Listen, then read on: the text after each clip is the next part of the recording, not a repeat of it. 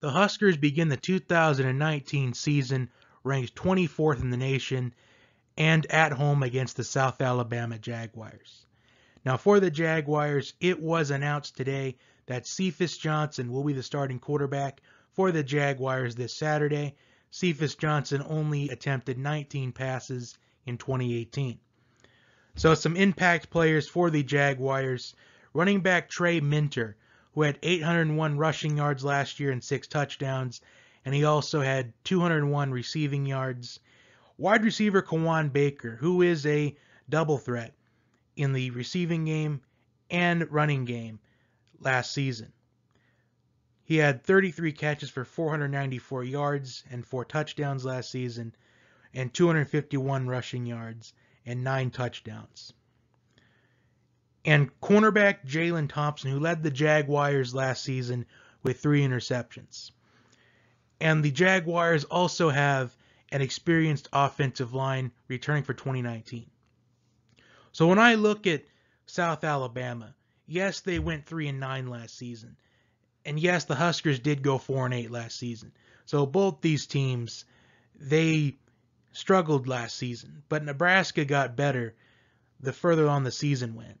And I think Nebraska, they pick up on some momentum that they have.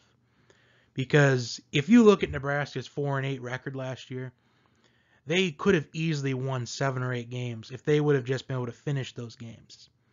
Close games against Colorado and Iowa, Ohio State, Northwestern. If they finished those games, Nebraska, I feel like Nebraska would be ranked in the top 15 to begin the season if they finished 8-4 last year. Because Nebraska is getting a lot of hype this season, and I can understand why. So this game is going to be a good test for Nebraska. Even though Nebraska is currently a 36-point favorite in this game, I think this is going to be a good test for them. I think South Alabama will be capable of putting up some points on the board.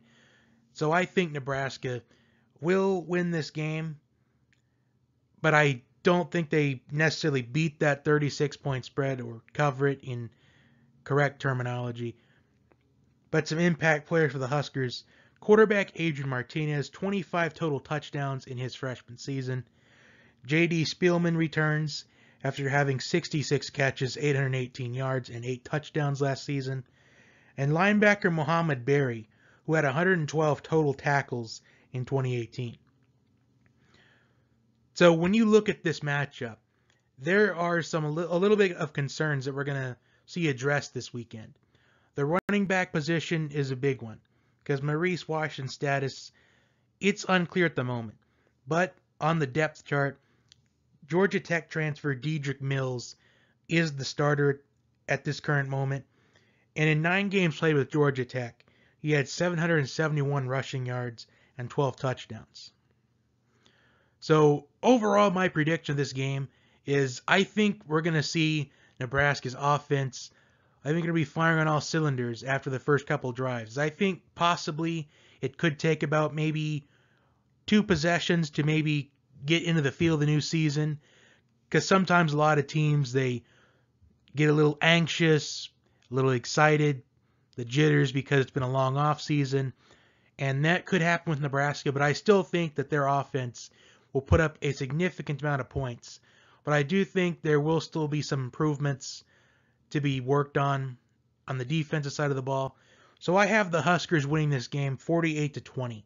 And I feel like that's a fair score because I think South Alabama could at least put up a couple scores on Nebraska.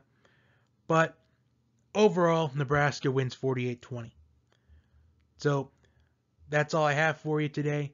Like, share, and subscribe. My Week 1 college football predictions will be up later today. See you next time.